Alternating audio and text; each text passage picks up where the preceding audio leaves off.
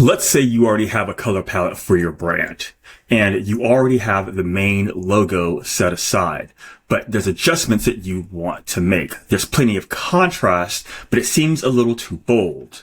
So you already have your color scheme here, which brings it into the analogous group here in this area where it focuses on this spot, and this spot.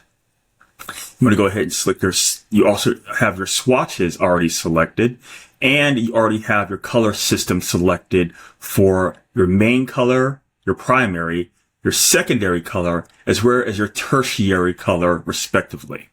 Now, first thing we're going to do is we're going to go ahead and pull out our swatches panel.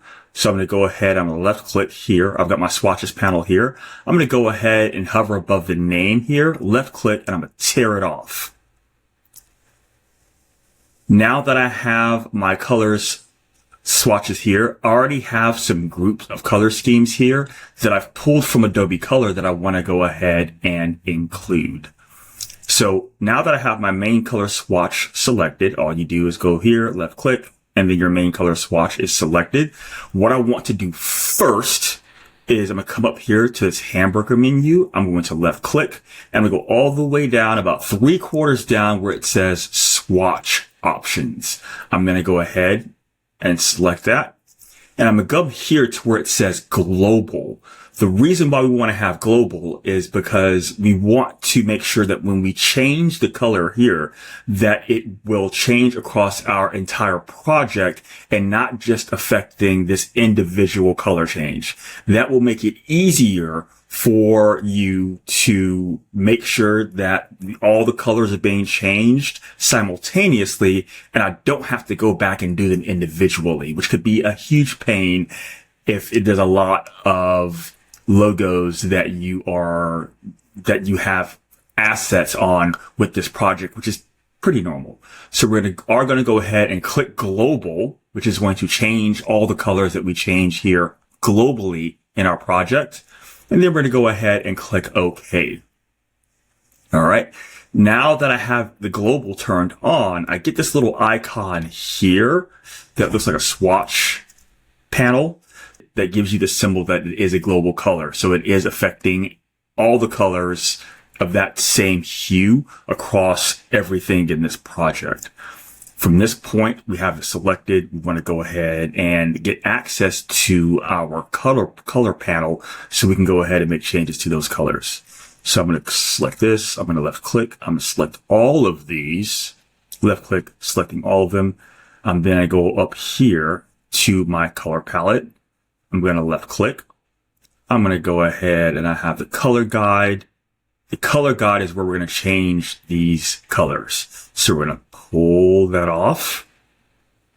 Go ahead and collapse that. I'm going to zoom in here just a little bit. Probably have to pull this down here so we can see the changes that are being made. I'm going to go ahead and pull that. And then what I'm going to do is now that we have these selected, we have that main color selected, which is why it's showing up here in the tints, tones, and shades. But if I want to go ahead and change them according to the swatches that I have here that I've already pulled from Adobe Color, I'll take that. I'll take these. I'm going to left click here on that panel. Once again, this little button here. I'm going to left click this, bring this in. This is what's going to come up. You'll have recolor artwork that's going to come up in your design. I'm going to move this down, reselect this artwork, then click this button here. And now you see that the color has been applied.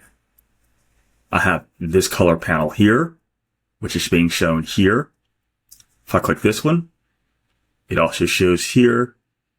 And if I click this one as well, so it's actually showing the colors that I have here selected.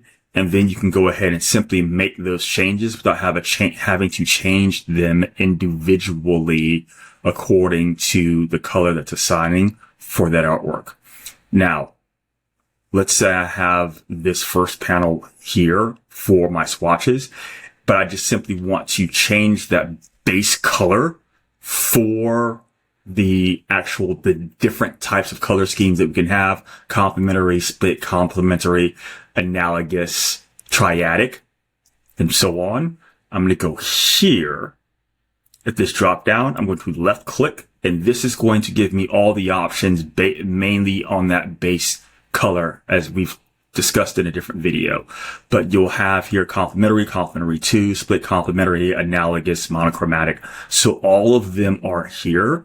And if I choose one, like let's choose one that's completely complementary 2, right? So then now I have a set of complementary 2 colors that can be chosen here and used throughout my color scheme if I want to go ahead and change those. Of course, with the assign button, I can go ahead and I can make these assignments and change them based on the color that I want to go ahead and use for the primary, and then make adjustments to that if I wanted to go ahead and have a completely different color scheme, if I wanted to have that analogous color scheme that's being used within our design. So that's how it would change everything at once if you want to go ahead and make changes to that logo color. And also having your primary color set to global is going to make it easier if you have multiple designs or your logo on multiple spots throughout your project.